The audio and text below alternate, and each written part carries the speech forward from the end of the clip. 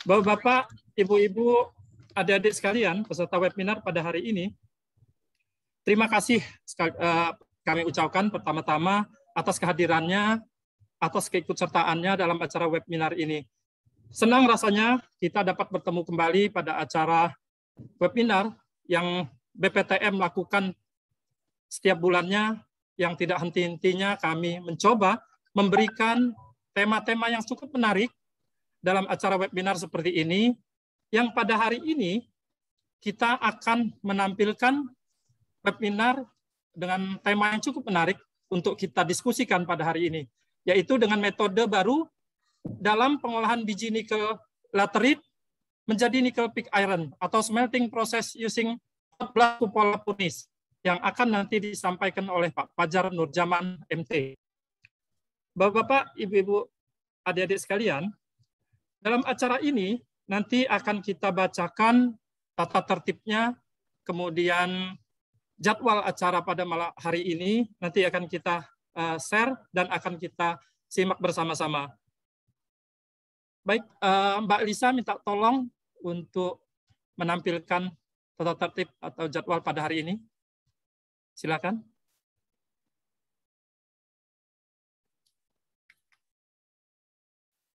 Baik, pada hari ini akan kita mulai pada pukul 12.30 sampai 13. Itu adalah login Zoom yang akan kita lakukan bersama-sama dengan link yang telah kita lihat tadi. Kemudian pukul 13 sampai 13.05 itu pembukaan, nanti yang akan disampaikan atau langsung saya sebagai moderator. Kemudian 13.05 sampai 13.15 ini adalah pengenalan kelompok penelitian pirometalurgi. Maaf, Mbak Lisa, ini nanti siapa yang nyampaikan, Mbak? Mbak Lisa? Pak Fajar? Kenapa, Pak Min? Ya, nanti yang menyampaikan, sebentar, yang menyampaikan pengenalan kelompok penelitian piro ini siapa ya? Pak Fajar. Oh, Pak Fajar ya, oke. Ya, maaf. Oke. Pukul 13.05 sampai 13.15 nanti akan disampaikan oleh Pak Fajar sendiri, yang dalam hal ini beliau adalah Ketua Keltian dari kelompok pirometalurgi. Kemudian 13.15 sampai 13.35 ini adalah acara inti pada hari ini, yaitu presentasi yang akan disampaikan oleh Bapak Fajar Nurjaman MT. Kemudian jam 13.35 sampai 13.55 kita ada acara diskusi dan tanya jawab yang akan kita lakukan bersama-sama nanti. Kemudian yang 13.55 sampai jam 14.00 itu penutupan. Dan setelah penutupan mungkin nanti ada door prize mungkin ya dari kami bagi 3 penanya yang terbaik. Sebaiknya mungkin Mbak Lisa tampilkan kembali tata tertib ya?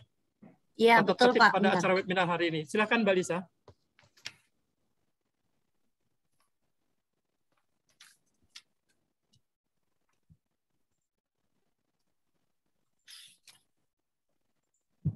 Baik, izinkan saya membacakan tata tertib ngobrol daripada peneliti hari ini. Yang pertama adalah peserta wajib mengisi link daftar hadir pada kolom yang telah tersedia. Kemudian, link presensi akan diberikan pada pukul 13 sampai pukul 14. Kemudian, pertanyaan dapat dilakukan dengan cara present atau menyebutkan nama, instansi, kemudian dengan format, nama, instansi, dan pertanyaan.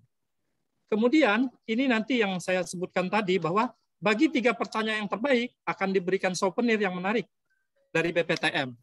Itu yang akan dilakukan sebelum penutupan. Nah, ini adalah yang telah saya bacakan, tata tertib daripada acara ngopi webinar seri keempat pada hari ini. Mungkin itu saja yang tolong disimak nanti kepada peserta webinar pada hari ini. Siapkan pertanyaan setelah dari Pak Fajar menyampaikan daripada materinya. Mungkin cukup Mbak Lisa, kita kembali lagi. Baik, itu tadi tata tertib dan aturan yang telah saya bacakan.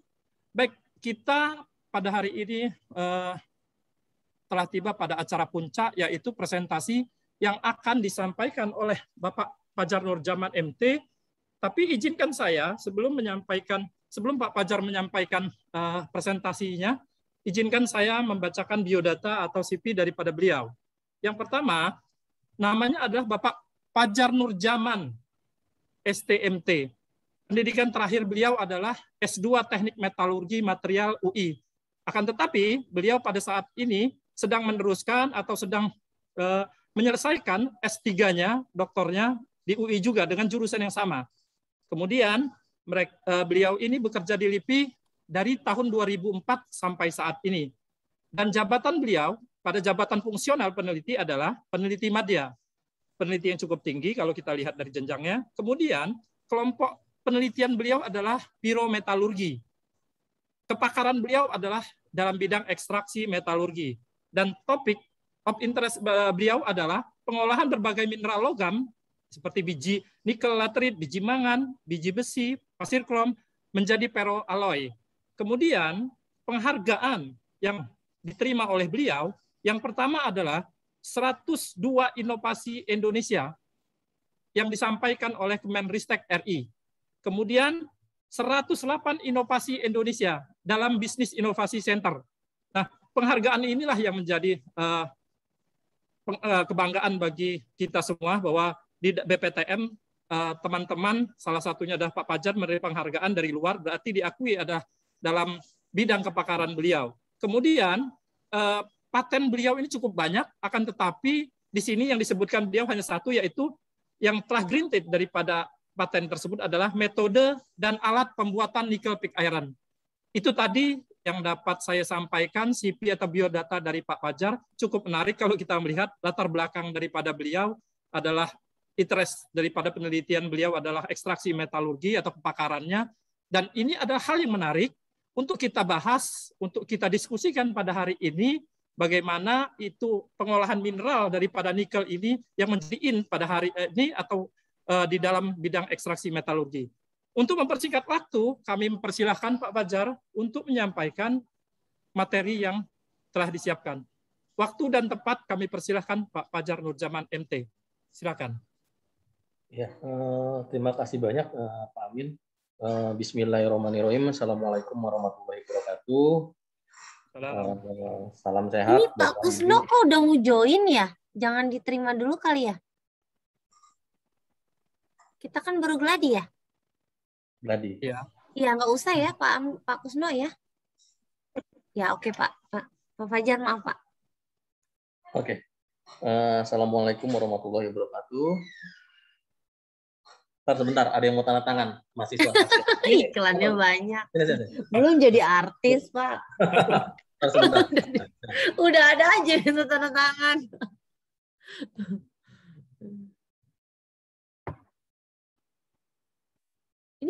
Ini gimana nih Pak Kusno nih? Oh, udah keluar. Ya jangan kamu masukin atau Lisa. Kalau ada yang selain dari peserta kita mah aneh. Oke. Nggak kasihan dia mau join.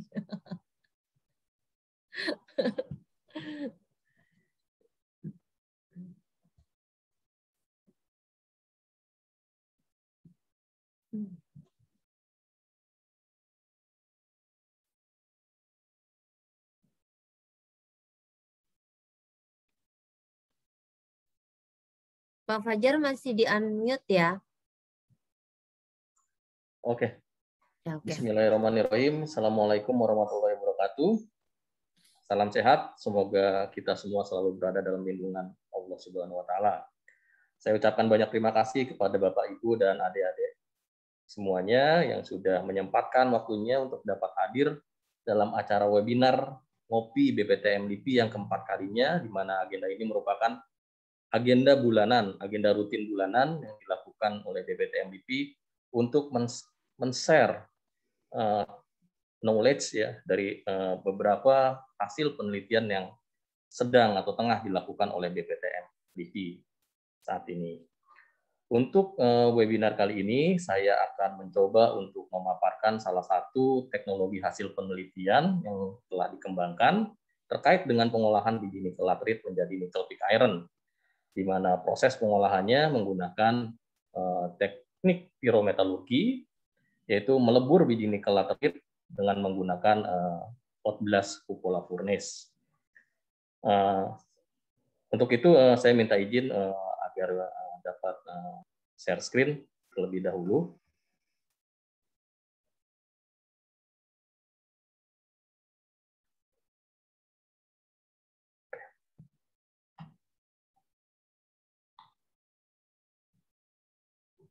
Mohon izin, apakah sudah terlihat? Sudah, Pak. Oke, saya full screen. Salah, sebentar. Yang kayak gini nih ya. Harus geladi memang, Pak.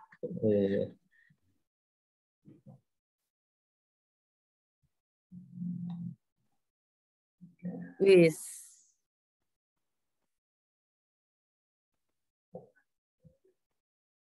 Ya, jadi sebelum saya memaparkan terkait tentang hasil penelitian yang telah dilakukan ini, sebelumnya saya ingin mengenalkan terlebih dahulu terkait tentang kelompok penelitian pirometalurgi yang ada di BPTM LIPI. Jadi BPTM LIPI merupakan lembaga pemerintah non-kementerian yang tusinya melakukan penelitian, salah satunya BPTM LIPI yang kepakarannya di bidang atau tusinya di bidang pengolahan mineral. Jadi BPTM LIPI ini berlokasi di Lampung Selatan, di Provinsi Lampung, tepatnya berada di kawasan industri Insinyur Sutami kilometer 15. Jadi seperti yang dapat dilihat di sini, keberadaan BPTM LIPI ini dikelilingi oleh beberapa industri-industri besar. Ini berikut adalah icon dari BPTM LIPI, Gas Furnace, di mana ini menjadi kebanggaan buat BPTM LIPI karena ini merupakan tungku blast furnace pertama di Indonesia yang didirikan sejak tahun 1983.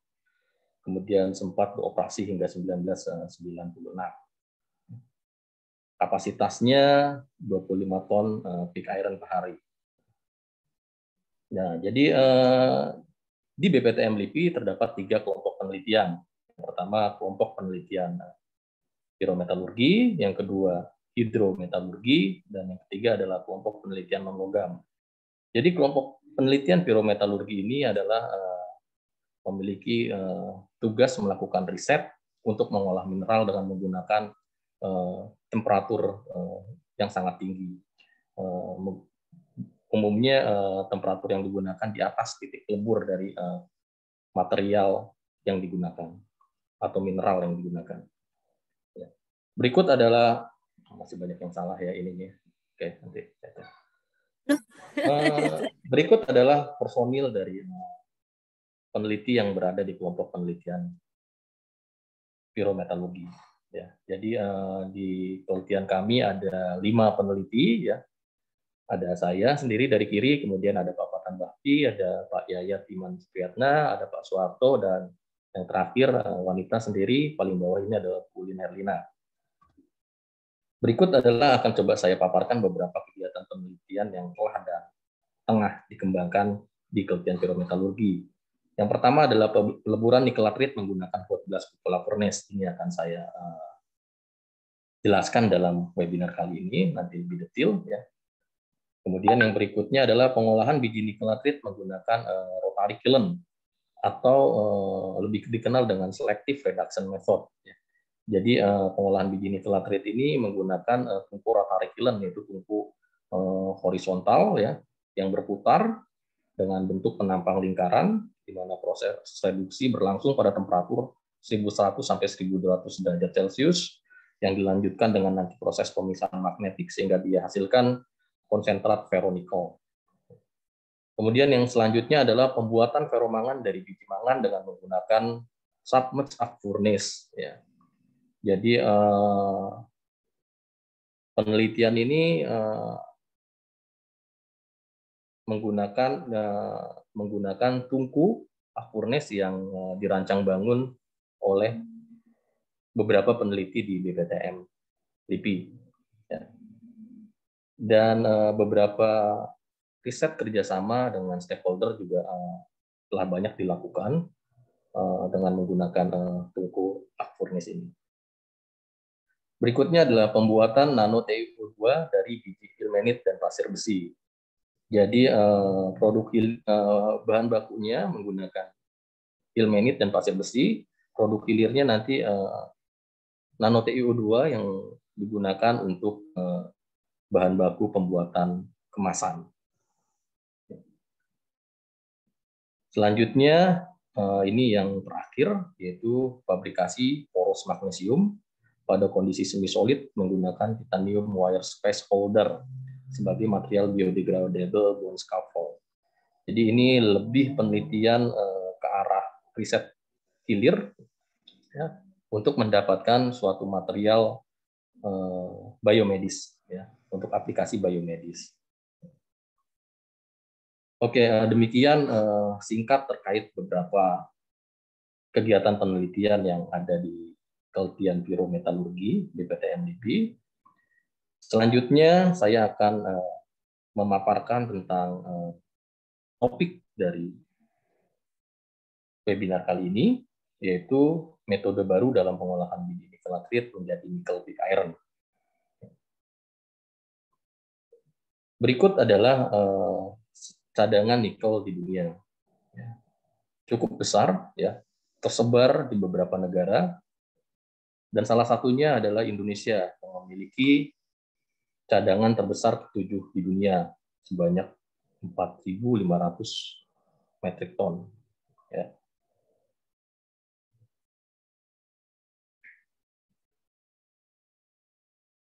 Biji nikel terbagi ke dalam 2 jenis, sulfida dan latrit. Komposisi terbanyak keberadaannya di dunia adalah jenis latrit.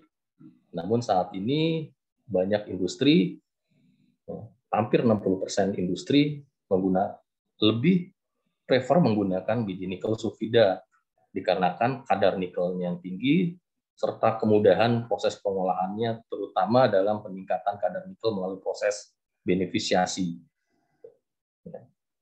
Biji nikel latrit kadar nikelnya lebih rendah, kemudian nikel dan unsur-unsur logam lainnya yang terkandung di dalamnya membentuk senyawa kompleks yang memang sangat sulit untuk dilakukan proses beneficiasi, sehingga ini menjadi suatu tantangan tersendiri bagaimana untuk dapat memanfaatkan biji nikel latrit khususnya untuk pembuatan logam ferronikel.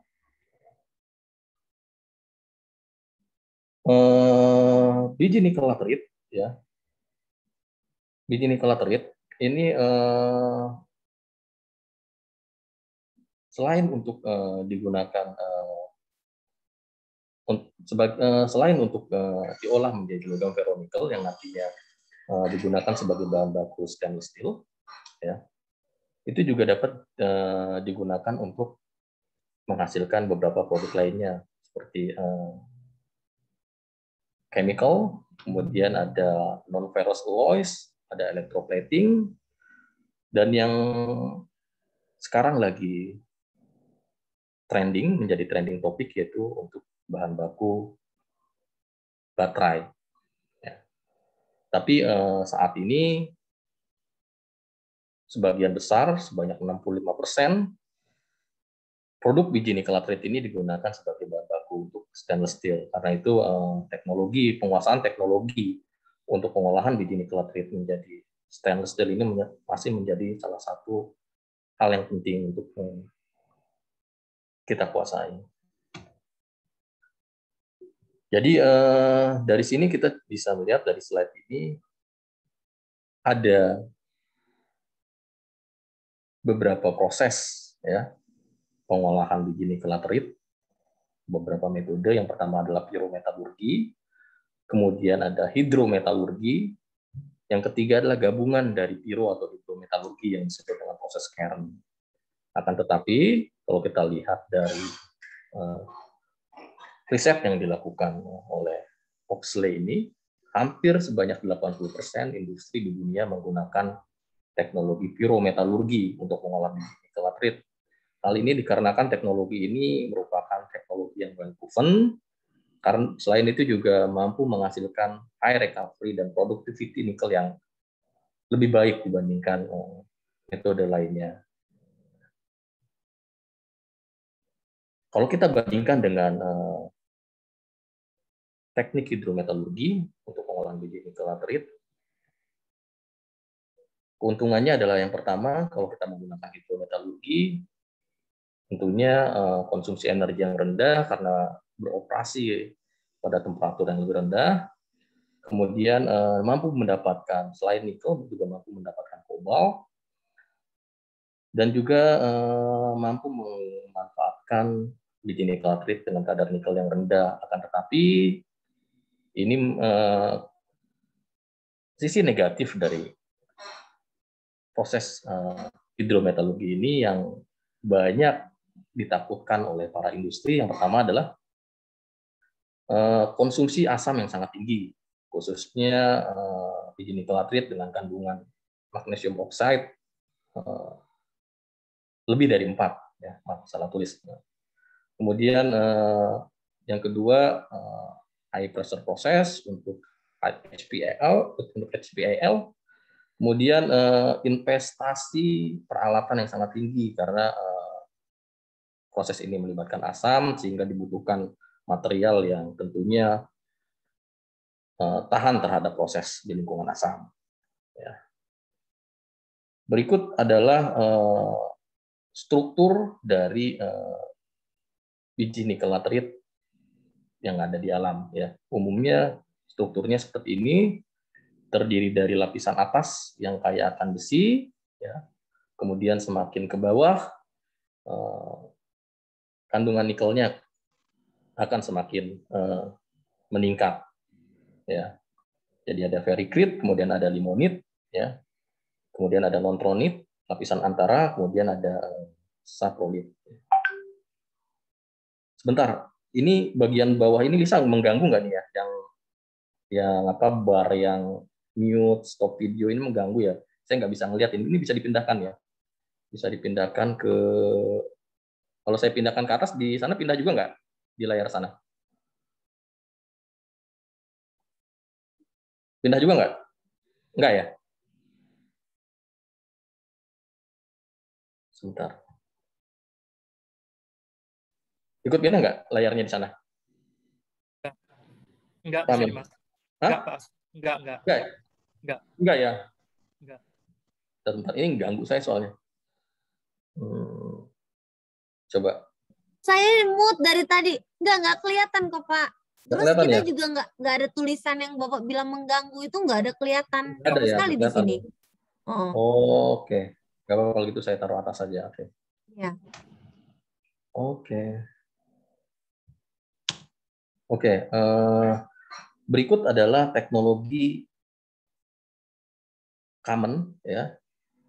Proses pengolahan biji nikel laterite menggunakan pyrometalurgi. Biasanya menggunakan dua teknologi, yaitu rotary kiln electric furnace atau disingkat dengan RKEF, ya.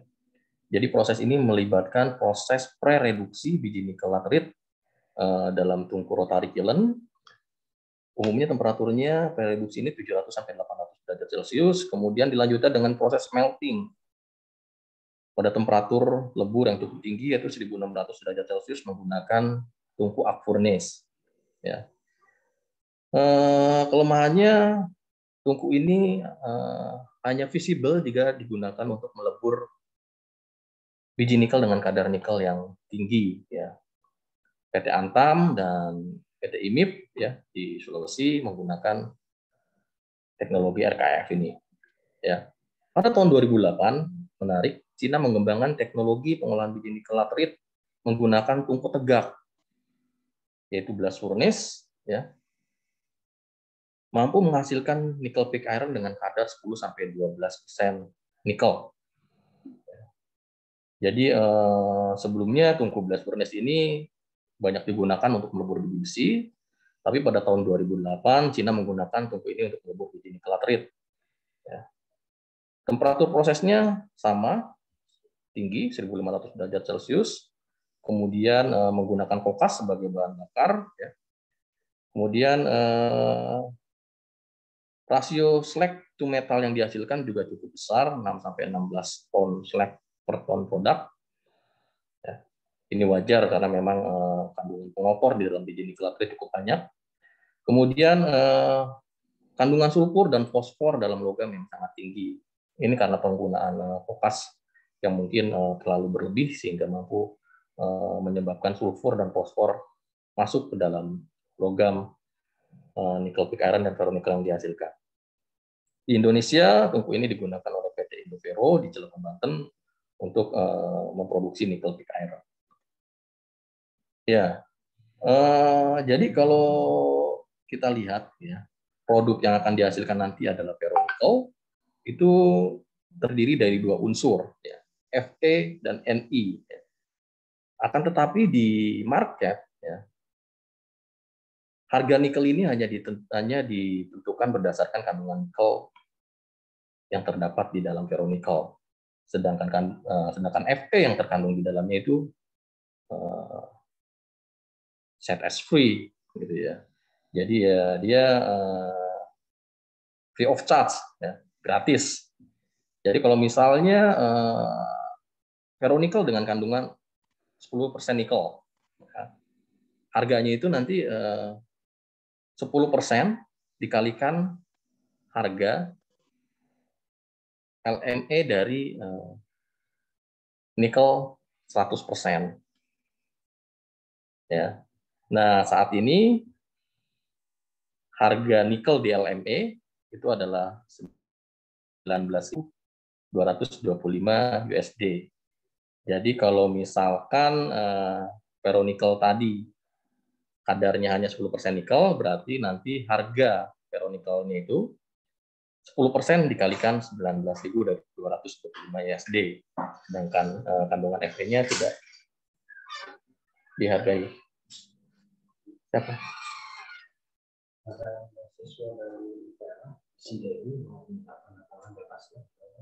Nanti tunggu setengah jam lagi. Terima kasih ya. Sip. Oke, berikutnya saya akan coba bercerita sedikit tentang termodinamika reduksi dari biji nikel laterit menjadi logam ferronikel. Jadi kita ketahui bahwa senyawa logam, unsur logam yang terkandung di dalam biji nikel laterit bersenyawa dengan oksida, membentuk senyawa logam oksida, seperti halnya nikel, senyawa dengan oksigen membentuk nikel oksida, kemudian begitu juga dengan besi akan bersenyawa dengan oksigen membentuk iron oxide. Hanya saja dalam biji nikel laterit keduanya ini membentuk senyawa kompleks yang kita kenal dengan senyawa butit, ya, hydroxide. Ya. Kalau kita lihat di sini di diagram delta Gibbs dengan temperatur, ada perbedaan antara temperatur reduksi biji nikel dengan besi. Ya. Kalau kita lihat di sini temperatur reduksi nikel jauh lebih rendah dibandingkan temperatur besi, yaitu nikel 440 derajat Celcius, kemudian temperatur reduksi besi 695 derajat Celcius.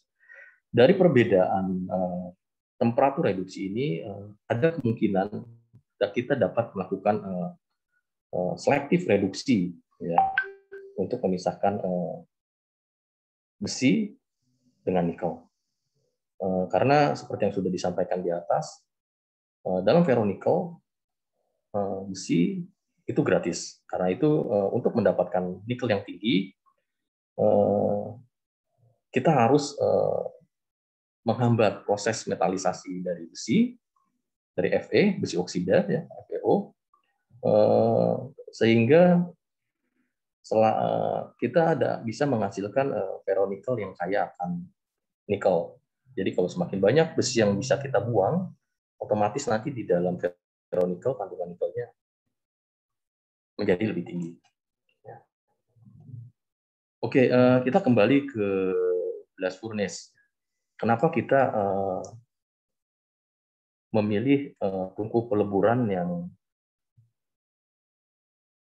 ke arah blast furnace? Karena umumnya, ya, industri pengolahan mineral itu berada di lokasi dekat tambang untuk memangkas ongkos biaya transport, ya, ongkos produksi salah satunya biaya transport. Dan di daerah tambang, ketersediaan listrik menjadi suatu yang sangat-sangat sulit, ya. Umumnya ketersediaan listrik sangat sulit di lokasi tambang. Karenanya pendekatan awal yang kita lakukan dalam pengolahan biji nikel laterite ini adalah menggunakan tungku tegak yang dengan kebutuhan listrik yang seminimal mungkin. Karena itu di sini kita pilih tungku tegak dengan berbahan bakar kokas. Ya. Jadi seperti yang sudah dikembangkan oleh Cina, negara Cina, ya, blast furnace mampu digunakan untuk melebur biji nikel laterite menjadi nikel pig iron. Hanya saja kelemahannya yang pertama investasinya yang sangat mahal, ya. Jadi untuk kapasitas 10 ton per hari itu biaya investasinya kurang lebih sebesar 40 miliar. Investasi yang tinggi ini menjadi salah satu kendala bagi para industri, khususnya industri tambang kelas menengah dengan keterbatasan investasi yang sangat kecil, gitu ya. Jadi kalau kita lihat di sini, ya, di sini ada beberapa zona area dalam tungku blast furnace, ya. Ada zona cohesive zone, kemudian ada chemical reserve zone, kemudian ada drying, ya. Kalau kita lihat di sini dari profil temperaturnya, pada daerah cohesive atau daerah melting ini ya 1.500, kemudian yang paling rendah itu ada bagian atas drying 200-300. Proses reduksi sudah mulai berlangsung pada daerah di atas cohesive zone. Ini non direct, jadi di mana proses reduksi dilakukan dengan memanfaatkan gas CO yang terbentuk, ya, dari bahan bakar kopas tadi bereaksi dengan senyawa metal oxide yang terdapat dalam biji nikel laterite. Akan tetapi pada bagian di bawah cohesive zone, di sini yang terjadi adalah proses direct reduction, reduksi langsung dari kokas terhadap metal oxide. Kalau kita lihat tungku blast furnace dibuat sedemikian tinggi untuk memfasilitasi proses reduksi metal oxide yang terdapat di dalam kandungan mineral tersebut, ya. Namun dalam proses pengolahan biji nikel laterite untuk menjadi ferronikel seperti yang sudah saya sampaikan tadi, ya, bagaimana caranya kita hanya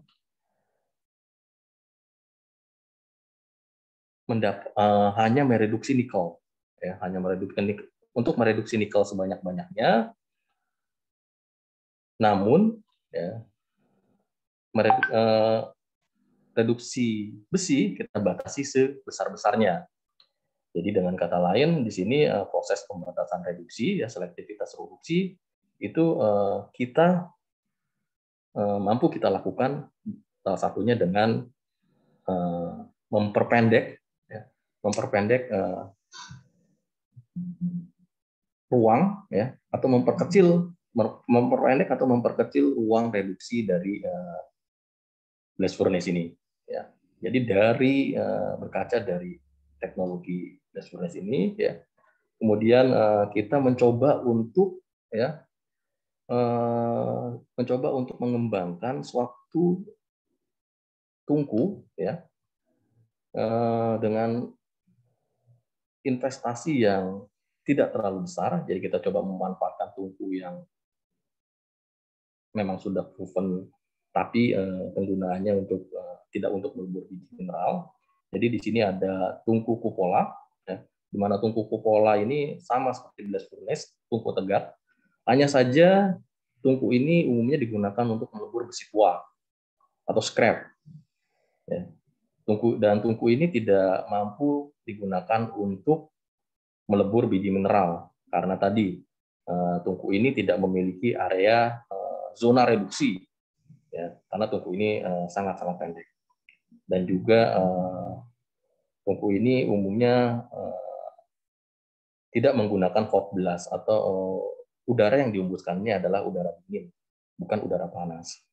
Nah, pada penelitian yang telah dikembangkan oleh BPTN LUPI, ya, kami coba memanfaatkan tungku kupola sederhana ini ya, untuk mengolah biji nikel laterit. Tentunya tadi salah satu syaratnya adalah kita harus mampu menciptakan suatu zona reduksi di dalamnya. Akan tetapi zona reduksi yang kita ciptakan itu tidak boleh terlalu besar. Dengan artian di sini kita hanya bertujuan untuk mereduksi nikel sebesar-besarnya dan membatasi reduksi besi oksida. Selain itu, jadi itu nanti ada kaitannya dengan tinggi dari tungku kupola ini. Dan selanjutnya kami juga di sini menambahkan sebuah fitur yang memang sangat penting, yaitu heat exchanger. Jadi ini adalah alat penukar panas. Ya. Jadi untuk mendapatkan udara pembakaran yang panas, gitu kan ya, dengan cara memanfaatkan panas dari gas buang. Jadi kami letakkan di atas heat exchanger-nya, sehingga nanti udara sebelum masuk ke ruang bakar itu terlebih dahulu masuk ke dalam heat exchanger, kemudian untuk mendapatkan pertukaran panas, kemudian setelah itu kita masukkan ke ruang bakar. Di sini temperatur panasnya bisa meningkat hingga 300 sampai 400 derajat Celcius. Selain itu dengan temperatur udara panas yang kita hembuskan itu ternyata mampu menciptakan zona reduksi di dalamnya. Kemudian ya tentunya dengan udara panas yang kita hembuskan itu akan menurunkan konsumsi dari energi khususnya kokas yang dibutuhkan dalam proses peleburan biji nikel laterit ini. Jadi kalau tadi untuk kapasitas 10 ton per hari itu menggunakan blast furnace itu kisarannya sekitar 40 miliar. Dengan menggunakan kupola ini estimasinya perkiraannya hanya 20 miliar untuk kapasitas 25 ton per hari. Jadi kurang lebih seperempat lebih rendah dibandingkan teknologi blast furnace tadi. Ya, jadi ini adalah penampakan dari tungku 14 kupola yang telah kami kembangkan. Awalnya kami membuat skala pilot dengan kapasitas 1 ton NPI per hari, kemudian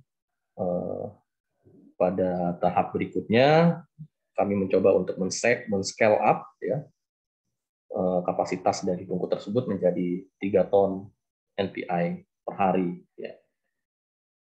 Berikut ini posisi heat exchanger kami letakkan di bagian atas, tepat di atas dari charging door, dari pintu charging.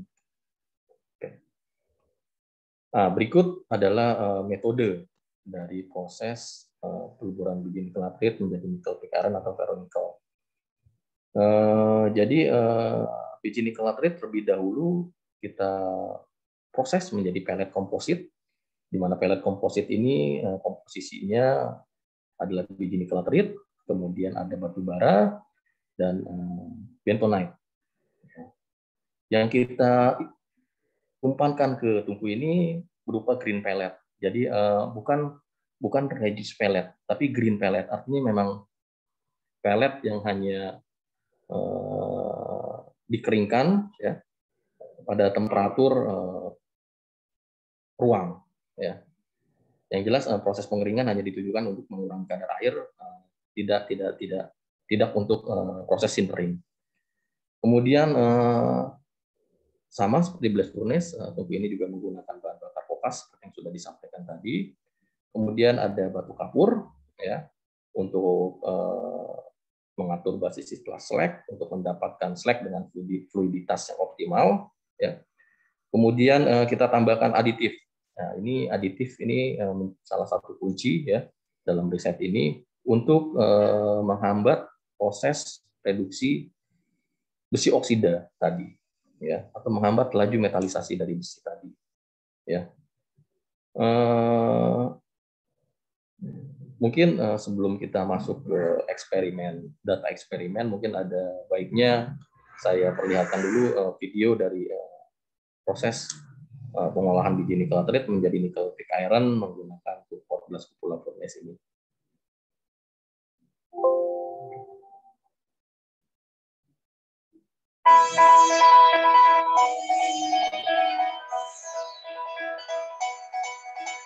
Kelihatan nggak gambarnya di sana? Nggak, Pak. Videonya nggak muncul, cuman musiknya aja. Ah, gimana ya? Atau nggak usah? Video nggak usah? Iya, harus dong. Udah keren. Tapi saya juga nggak ngerti. Mungkin Pak Vika tahu nggak, Pak? Ini Pak, di sananya dibentuk videonya langsung ditampilin di situ aja Pak, di copy paste Pak. Di copy paste gimana? Di slide-nya. Udah, ini udah hyperlink ini. Udah hyperlink. Harusnya bisa itu Pak. Coba saya putar nanti muncul nggak kira-kira?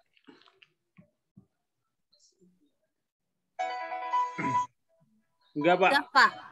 Ya. Kalau gitu saya coba. Apa Bapak stop screen dulu, terus Ya. buka ini? Ya. Kalau bisa sih langsung sih, jadi nggak 2 kali sih. Itu bisa langsung di PPT-nya itu. Kayak mana tuh? Pak Fajar, teknik ngisinya gimana nih si PPT-nya? Hyperlink. Jadi langsung saya klik foto kupola tadi langsung muncul video. Munculnya di situ juga? Iya, muncul di sini juga. Langsung pindah dia. Oh, jangan pindah Pak, jangan pindah. Kalau pindah otomatis Bapak nampilinnya jangan share screen PPT, tapi share screen layar. Bukan pindah, tapi langsung pas saya klik fotonya itu langsung muncul video gitu. Oh, coba ini sebenarnya tinggal masukin si videonya Pak, yang di di PPT-nya. Coba saya coba Pak Fajar, atau mau lanjutin dulu aja deh, lanjutin dulu Pak. Lanjutin dulu aja ya. Ini saya nggak bisa keluar malah dari videonya ini, gimana ya? Coba saya biarin sampai habis dulu ya. Saya bawa ke ujung. Musiknya sih tadi masuk. Nah, musiknya masuk nih, tapi videonya enggak. Videonya nggak masuk ya? Enggak, musiknya doang. Ini yang itu YouTube itu ya, Pak ya? Iya. Bagus. Nanti ini kalau pas presentasinya kan tadi banyak jelasin zona segala macam. Nanti pakai ini Pak, pakai kursor Pak. Oh iya, kursor. Gimana cara pakai kursor ini? Pointer option ya? Nah ya. Pakai yang pakai yang Haiger pen atau highlighter. Mana nggak ada nih? Oh iya. Oh iya, sebentar. Apa diulang? Kayak mana sih tadi? Mana sih? Di kiri itu, di bawah Pak, kiri bawah. Kiri bawah? Iya. Diklik aja. Mana ini? Lemot ini. Enggak, Pak. Print pointer option yang mana ini? Yang ballpoint pen ya? Iya, itu mah pulpen sih. Ya coba Bentar. Pak. Harusnya ada ini sih. Ini pakai yang ini sih ya. PPT-nya pakai yang bukan yang widescreen ya. Coba Pak, diklik aja Pak, dicobain Pak. Coba file tip. Ini merah gini, kecil ya? Kecil. Kecil Coba banget. yang lain Pak. Kalau yang widescreen mode widescreen. Kok Pak ada bekasnya di situ? Iya, mau ada bekas. Iya betul, karena pulpen itu. Nggak bekas.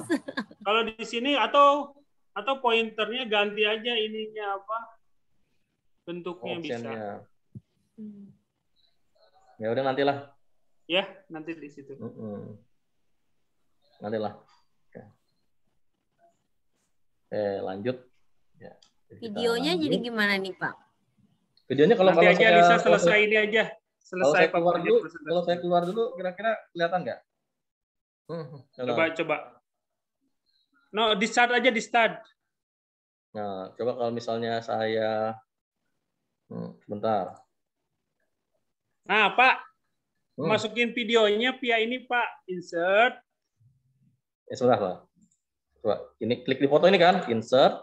Nah, bukan, Pak. Nah, bukan kayak gitu, Pak. Langsung insert dari sini, Pak, insert. Dari mana Di insertnya? atas, di atas, di atas. Oh, di atas. Bentar. Insert di atas, Pak. Ya, Insert di insert. samping home. Nah, Ya, di insert. situ nanti masukin aja langsung video. Movie Mana? itu. Di sini. Hah? Ini movie? Movie. Ya, movie. Jadi nanti movie-nya nanti masukin di sini. Nah, ini ke sini. Nah, sok masukin. Alamat movie-nya di mana? Tadi.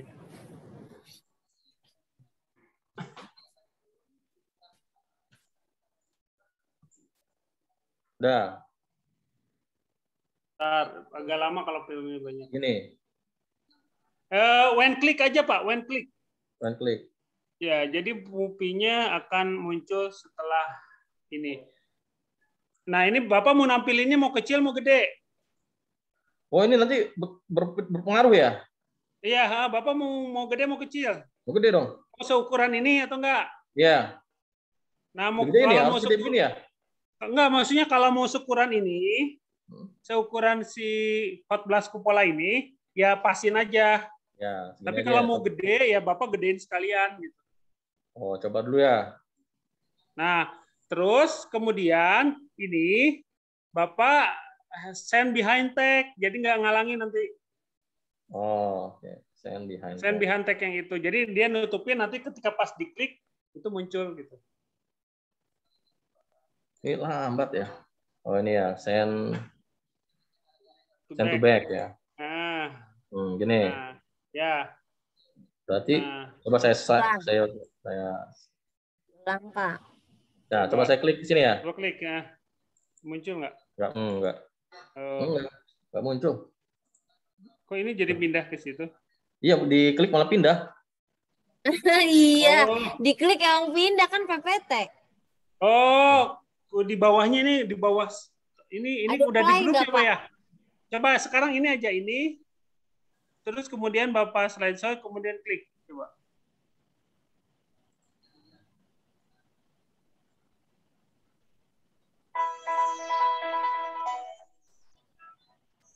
Nggak jalan. Muncul. Oh, jalan. Jalan. Keren. Jalan ya? Keren, Nah, keren. kalau gitu Pak, Bapak buat di slide baru aja khusus video ini kalau gitu, terus digedein, ya. Iya. Jadi nanti nggak ngeganggu si slide ini. Oke. Jadi new slide. Oke ya. Belakangnya. Keren. Oke. Ini oke. Lanjut ya.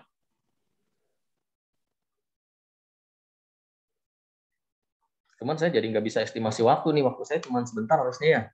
Jadi nanti mungkin saya agak cepat ya. Lebih cepat lagi ya. Nah, harusnya 11.20 tadi sudah habis waktunya Pak Fajar. 11.20 harusnya. Iya, 11.20 tadi sudah ini. Cuman Ini karena ada. ya. Oke, coba nanti saya percepat lagi lah ya. Nanti diingetin aja kalau misalnya waktunya kurang tinggal 1 menit lagi gitu ya. Tadi itu sebenarnya pas 11.20 itu mau saya ingetin 5 menit lagi ya. Cuman karena sekarang kan 11.21 nih. Nah, seharusnya 11.20 tadi saya ingetin 5 menit lagi, tapi karena video tadi. Ya, oke. Nanti jadi, saya ingetin lah pas waktunya ya. Oke ya. Ini udah tampilannya udah full screen ya di sana ya? Belum? Udah ya? Oke. Oke. Jadi saya lanjut ya. Oke, jadi berikut adalah beberapa percobaan trial ya, uji coba percobaan terkait pengolahan biji nikel natrit menggunakan 14 kupona furnace.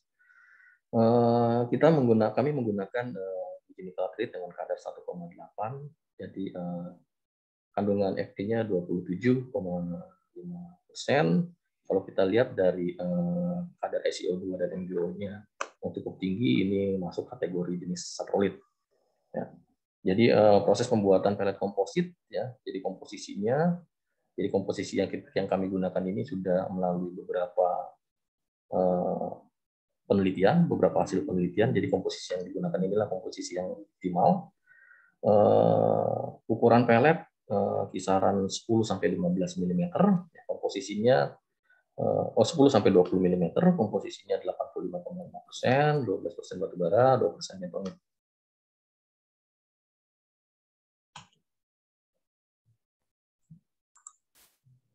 Nggak pindah ya? Oh iya. Oke. Jadi pada percobaan pertama kali ini, ya, kita melebur pelet komposit biji nikel laterit tanpa menggunakan aditif. Ya, tanpa menggunakan aditif. Pada percobaan ini kita umpankan sebanyak 1,4 ton, ya, pelet komposit. Ya.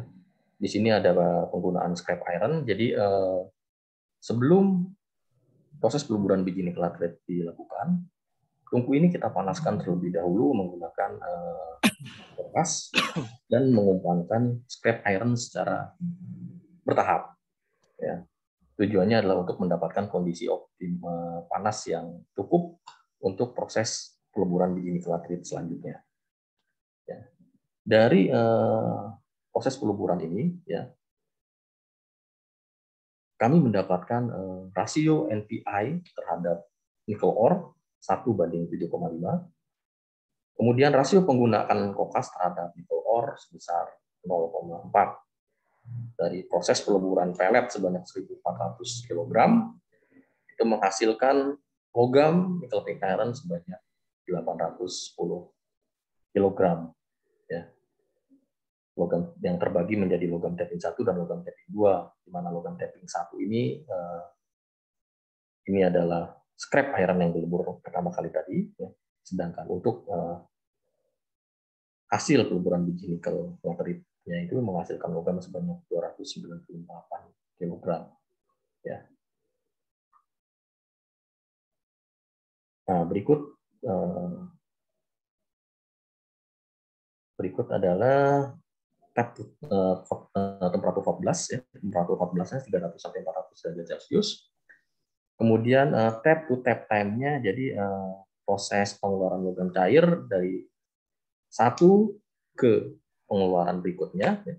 Dari pengeluaran satu ke pengeluaran berikutnya itu jaraknya jedanya antara 2,5 sampai 3 jam. Ya. Jadi tapping 1, kemudian ke tapping kedua itu ada jarak sekitar 2,5 sampai 3 jam. Kemudian berikut adalah komposisi nikel pig iron-nya. Dari percobaan pertama, kami mendapatkan NPI dengan kadar 5,3% nikel. Selanjutnya, percobaan berikutnya, kami menambahkan aditif. Ya. Jadi dari paten yang sudah kita daftarkan dan granted statusnya saat ini, kami menambahkan aditif, ya, MnO2 yang berasal dari biji mangan, ya. Di mana MnO2 dari biji mangan ini kita tambahkan untuk menghambat laju metalisasi dari besi oksida menjadi besi, dengan harapan tadi, ya, semakin banyak besi oksida yang akan lari ke slag. Ya. Jadi nanti slagnya kaya akan besi, sedangkan logamnya kaya akan ferronikel dan nikel pig iron. Untuk rasio NPI terhadap Ni ore, kemudian rasio kokas terhadap Ni ore terhadap nikel, sama dengan percobaan sebelumnya, ya. Sama dengan seperti percobaan sebelumnya, tidak ada perubahan. Jumlah logam yang diperoleh lebih banyak karena pada percobaan ini kami menggunakan jumlah pelet yang lebih banyak, yaitu sebanyak 2 ton. Kalau percobaan pertama tadi kami hanya menggunakan 1,4 ton. Dari percobaan kedua ini dengan menambahkan aditif, ya, tap to tap time-nya juga tidak mengalami perubahan, tetap 2,5 sampai 3 jam. Ya. Yang sesuai dengan apa yang kami prediksi, ya. Kami NPI yang dihasilkan itu jauh lebih tinggi dari percobaan sebelumnya, yaitu 8,4% nikel. Ya. Sehingga dari sini proses penghambatan laju metalisasi besi dengan penambahan aditif tadi betul-betul terjadi, sesuai dengan apa yang diharapkan. Sehingga kalau kita lihat di kandungan besi dalam stack juga jauh lebih tinggi dibandingkan dengan percobaan sebelumnya. Berikut adalah sedikit hitung-hitungan kasar teknoekonomi terkait proses pembuatan NPI menggunakan 14 cupola furnace dengan asumsi harga nikel saat ini yaitu 19.225 US dollar per ton nikel, ya. Jadi kalau kita lihat sangat tinggi ya harganya saat ini, tapi tingginya harga ini juga sebetulnya dipengaruhi oleh tingginya harga kokas.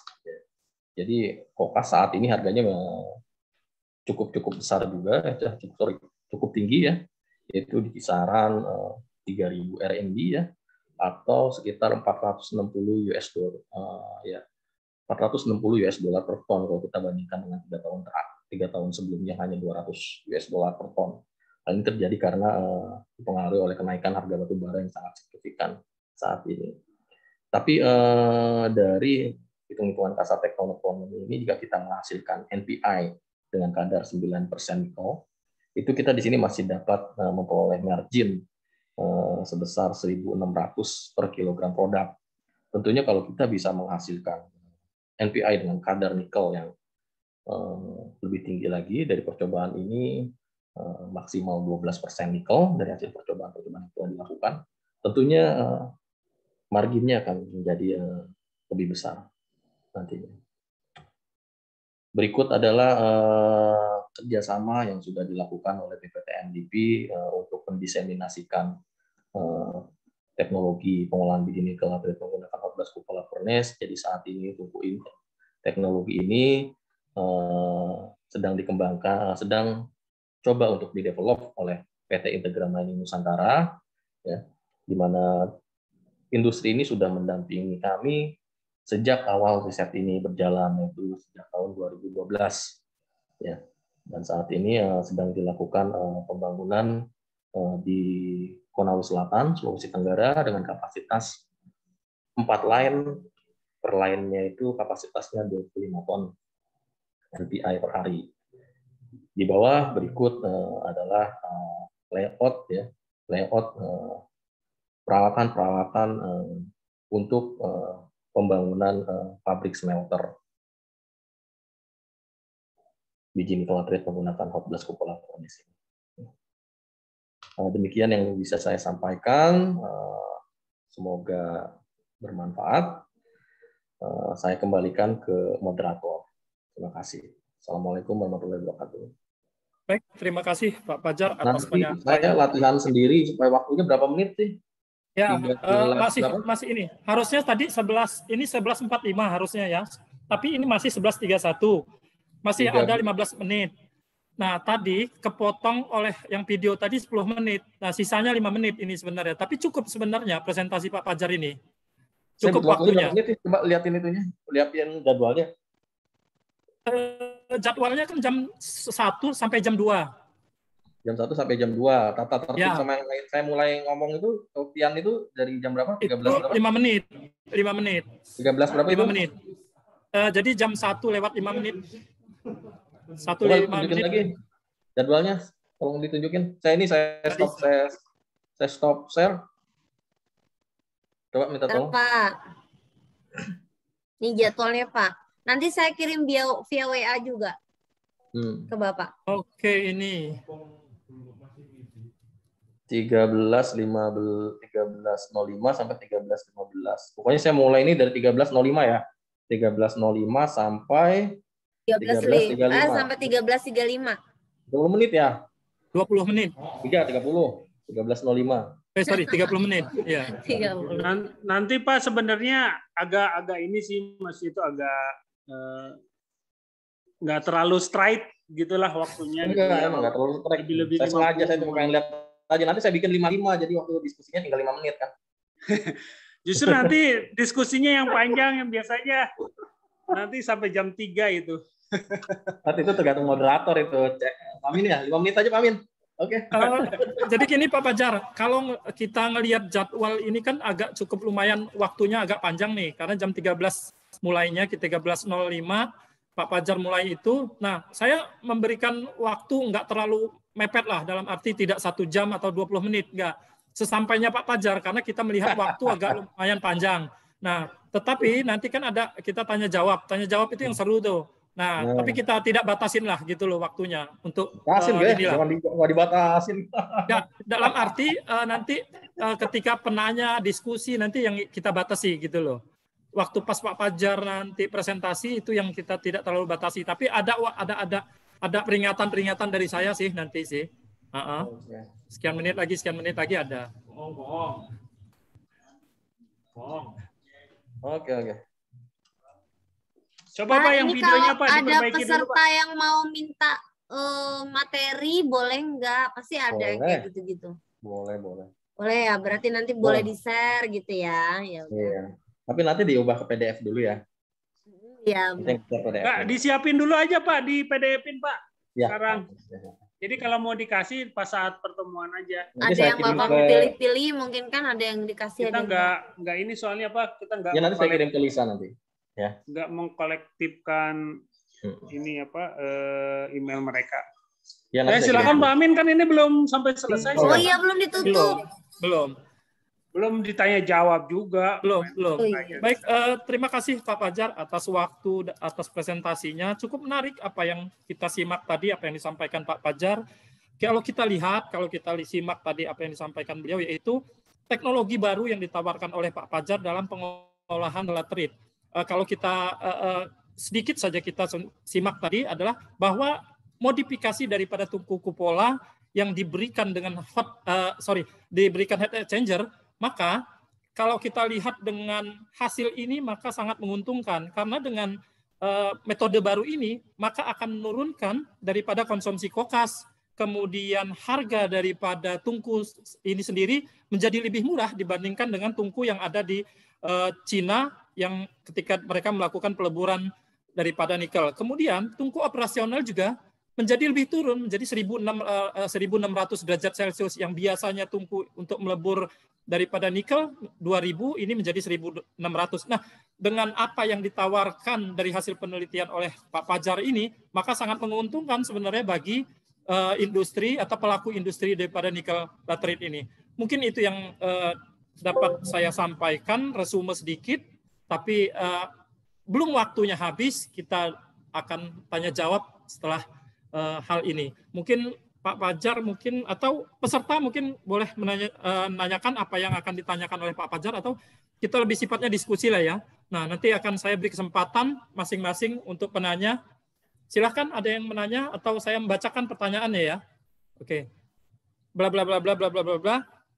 Sekian. Oke, mungkin itu demikian tanya jawab ini saya akhiri karena mengingat waktu, maka dengan berakhirnya acara ini Amin. Sebelum ini pembagian dulu itu. Oh ya, sorry. Ya, itu juga saya mau tanyain sama Mbak Lisa tadi. Karena katanya kan kemarin seperti bulan kemarin ada door prize tuh. Nah, itu sudah dibagiin belum ya? Gitu loh.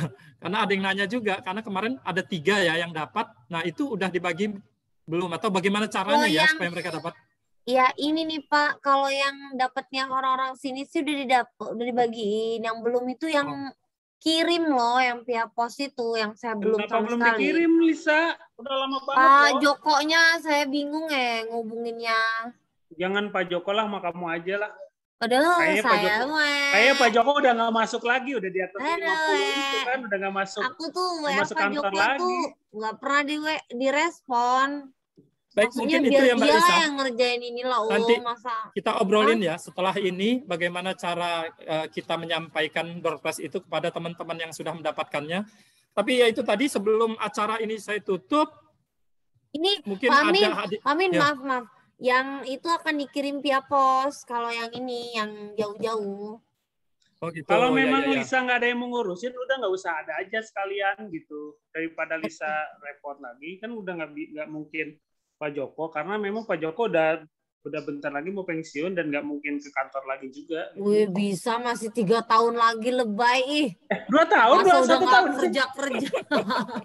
Ini dia Dia kan usianya udah 50 berapa kan nggak boleh masuk Ya kantor juga. iya Om. Iya, cuman aku memang agak keluhan ini sedikit nggak pernah respon ya aku WA. Itulah Jadi aja. gimana nih? Mau Curhat nih, ada nggak? curhat. Mau nggak ada nggak Mbak Lisa yang saat ini? Aja lah, ada nggak gitu? Ada. Oke, Ya udah kalau ada berapa kasihnya? 3, kan udah ada Udah, diumumin amin. di flyer 3. 3 ya berarti ya. Baik, Bapak-bapak, Ibu-ibu, adik-adik sekalian, berdasarkan hasil diskusi kami akan mengumumkan 3 penanya terbaik seperti janji kami awal tadi. 3 penanya terbaik akan kami berikan door prize dan akan kami umumkan dan saya juga yang langsung mengumumkan. Yang pertama adalah saudari bla bla bla, saudari bla bla bla, saudari bla bla bla. Nah, untuk penerimaan ini mungkin kalau yang jauh mungkin akan kami sampaikan atau kami kirim melalui via pos. Tetapi kalau yang mungkin bisa dapat kami jangkau di daerah Bandar Lampung akan kami antarkan langsung. Mungkin itu yang dapat kami sampaikan. Terima kasih sekali lagi atas kehadiran, atas partisipasi daripada acara webinar ini. Tapi jangan lupa, bulan depan kami masih akan menyampaikan, BPTM LIPI masih menyampaikan dengan tema-tema yang menarik yang dapat kita simak bersama.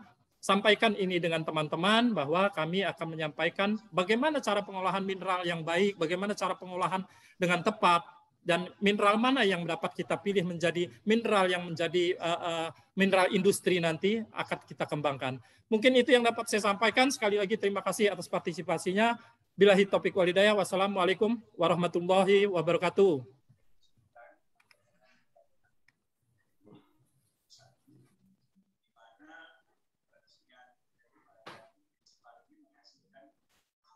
Waalaikumsalam warahmatullahi wabarakatuh.